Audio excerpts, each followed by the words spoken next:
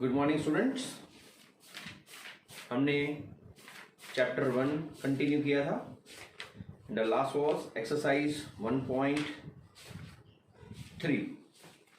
हम 1.4 नहीं करेंगे बिकॉज एक तो एक्सरसाइज 1.4 आपकी एक्टिविटी है, प्रैक्टिकल है। जब आप क्लासरूम में आओगे तब इस प्रैक्टिकल को मैं आपको एक्सप्लेन करूंगा। Now we are going to start exercise 1.5। Question है, classify the following numbers as a rational or irrational। First है 2 minus √5। रैशनल और इरेशनल, ये 1.1 से कंटिन्यूअसली चलता हुआ क्वेश्चन है और rule is common, you know very well. 5 is a not perfect square, it means it is irrational number. 3 plus √23 minus √23, yes √23 is a not perfect square, but आप देखो plus √23 minus √23 cancel होकर answer क्या आया 3, and 3 is a rational number. Third 2√7 7√7, yes particularly √7 is a irrational number, पर आप देखोगे √7 cancel, 2/7 answer आया, rational number. Fifth 1/√2,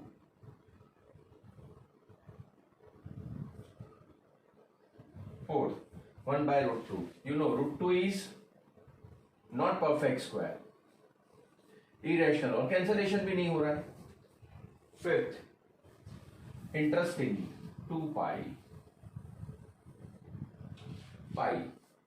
pi is a by default irrational number, so pi का मल्टीप्लीकेशन, पाई का addition, पाई का सब्ट्रैक्शन, पाई का डिवीजन, कुछ भी दिया है जहां पे पाई अवेलेबल है वो सब के सब इरेशनल नंबर होगा। So this is the question number 1 we discussed. Now question number 2। question number 2,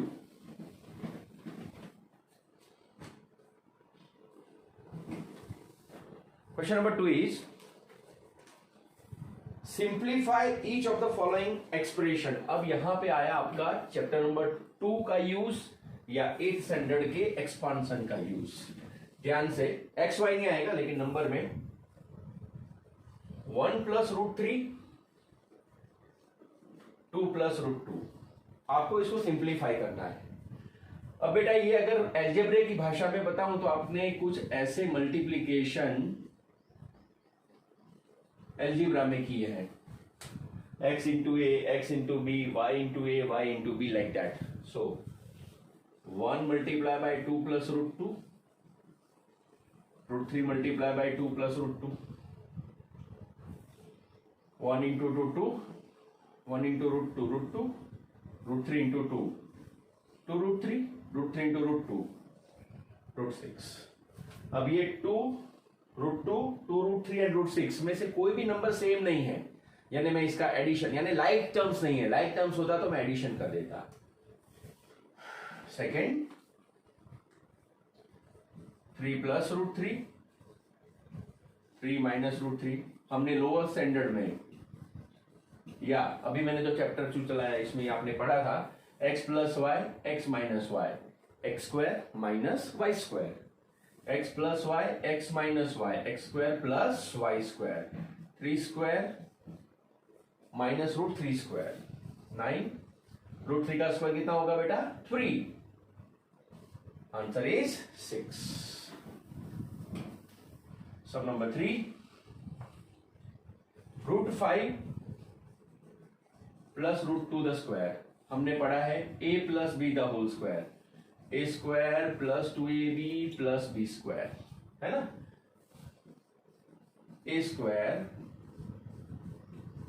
plus 2ab प्लस बी स्क्वायर, मानी इसमें a plus b the whole square apply कर दिया, √5 स्क्वायर 5 2 √5 इंटू √2 √10 2 √10 √2 का स्क्वायर √4 यानी 2। अब देखो इसमें 5 + 2 7 होगा, 7 + 2 √10। Fourth again √5 - √2 √5 + √2 a - b a + b यानी कि a square - b square √5 square -√2 square √5 का स्क्वायर 5 2 का square 2 5 - 2 = 3। So from this way we can find out answer, simplify with the help of identities we can find out answer, right? Now another topic, and which is the most important topic of this chapter, is beta question 3. Recall pi is defined as the ratio of the circumference, say the c of circle of diameter, that is pi equal to c upon d. This seems to contradict the fact that pi is irrational. How will you solve this contradiction? Very simple. मैं आपको explain कर रहा हूं। Actually ये सब आपके course में नहीं है, but 5th standard 6th standard के अंदर पाई का मीनिंग आया था। What is pi? तो एक्चुअली मैंने आपको पहले भी बताया था कि rather than circle, rather than area volume, pi is a simple variable. उसकी वैल्यू 22/7 नहीं होती है। पाई इज वेरिएबल, जैसे x होता है y होता है, वैसे वो कांस्टेंट है 2 3 4 5 की तरह। लेकिन ये पाई आया कैसे? पाई 22/7 ही क्यों हुआ हमेशा? तो मैथमेटिशियन ने एक एक्सपेरिमेंट किया कि बहुत सारे सर्कल बनाए, छोटे बड़े बहुत सारे सर्कल बनाए गए, बहुत सारे, और इन सब सर्कल में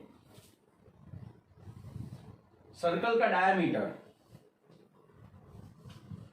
और सर्कल का सरकमफरेंस को थ्रेड से मेजर किया गया। थ्रेड लिया, थ्रेड से मेजर किया गया, और उसका जो भी आंसर आया उसको न्यूमरेटर रखा गया, और जो डायमीटर का आंसर आया उसको डिनोमिनेटर रखा गया, और उसका कैंसलेशन किया गया। तो 2πr और 2r में से कैंसिल होके क्या बचा? पाई।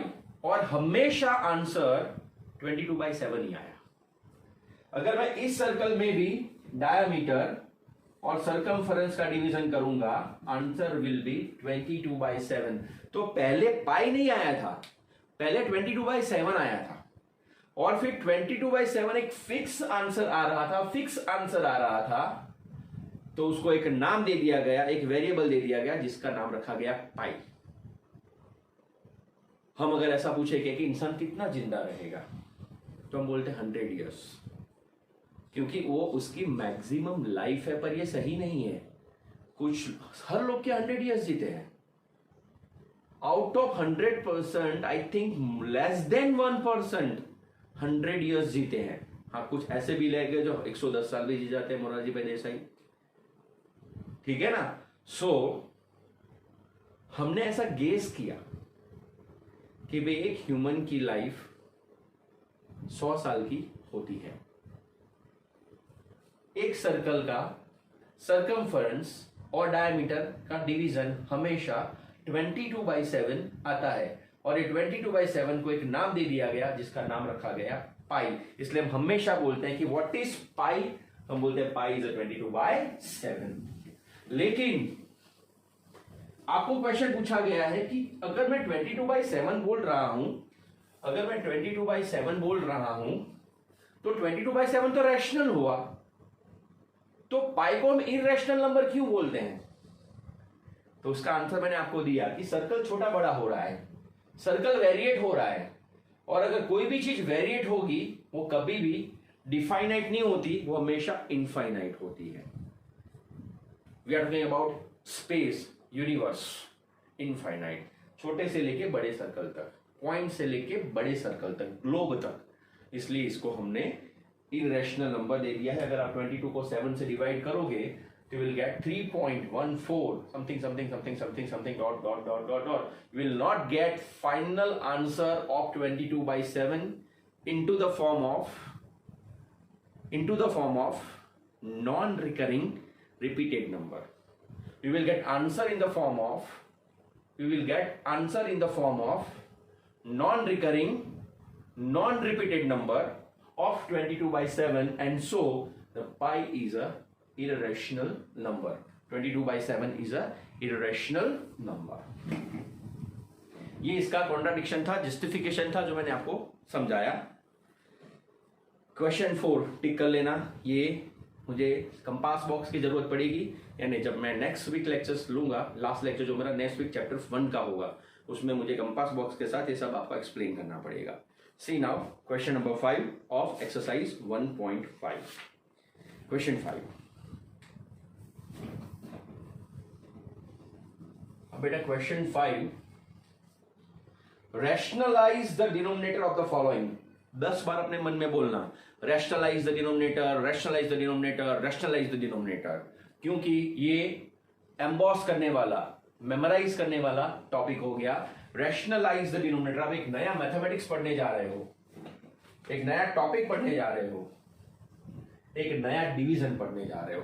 अभी तक आपने 1/10 पढ़ा, 0.1 लिखा, 1 को 3 से डिवाइड किया, 0.33 यानी 0.3 रिकरिंग लिखा. आपने सब डिवीजन किए, क्योंकि ये डिवीजन इसलिए पॉसिबल था कि डिनोमिनेटर जो था वो एक ऐसा नंबर था जिससे आप टेबल बना सकते हो, टेबल में ला सकते हो, जिससे आप डिवीजन कर सकते हो. लेकिन √7 1 को मैं √7 1 √7 से नहीं डिवाइड कर सकता. तो जब भी आपको डिनोमिनेटर में स्क्वायर रूट आए, देखो बेटा ये कैसा नंबर है, irrational number. √7 is what, irrational number. मैंने टॉपिक क्या दिया, रैशनलाइज द डिनोमिनेटर, यानी आप √7 को रैशनल नंबर बनाओ, स्क्वायर रूट को हटाओ. तो स्क्वायर रूट को हटाने के लिए एक ही ऑप्शन है, जिस स्क्वायर रूट को आप हटाना चाहते हो उसी से मल्टीप्लाई करो, उसी से डिवाइड करो. इसका मैथमेटिकल नेम है conjugative multiplication. What, conjugative multiplication. ये ऑपरेशन का नाम है. आपकी जानकारी के लिए, आपके जीके के लिए, 9th में याद रखने की जरूरत नहीं है. जैसे प्लस होता है, माइनस होता है, मल्टीप्लिकेशन, डिवीजन, ये सब ऑपरेशन है. जो मैंने अभी ऑपरेशन किया उसको बोला जाता है सर्ड्स. SURDS, surds. यानी आपको सर्ड्स अप्लाई करने का, यानी multiply by 7 divided by 7. Numerator as it is √7 into 1. And what is √7 into √7? 7. देखो पहले डिनोमिनेटर क्या था, √7, अब क्या हो गया 7. पहले डिनोमिनेटर क्या था, इररेशनल नंबर, अब क्या हो गया रैशनल नंबर. इसको बोलते हैं रैशनलाइज द डिनोमिनेटर. क्योंकि मैथमेटिक्स के अंदर डिनोमिनेटर्स 0 अलाउ नहीं है. आप कभी ऐसा नहीं लिख सकते. डिनोमिनेटर नेगेटिव अलाउड नहीं है, कभी भी आप नेगेटिव भी नहीं लिख सकते. एंड डिनोमिनेटर स्क्वायर रूट भी अलाउ नहीं है.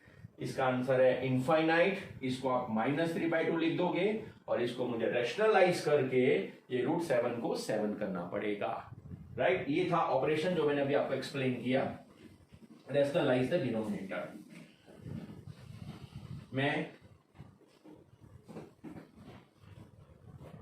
हमको इस टॉपिक को, रैशनलाइज द डिनोमिनेटर के टॉपिक को करीबन 2 लेक्चर चलाना पड़ेगा.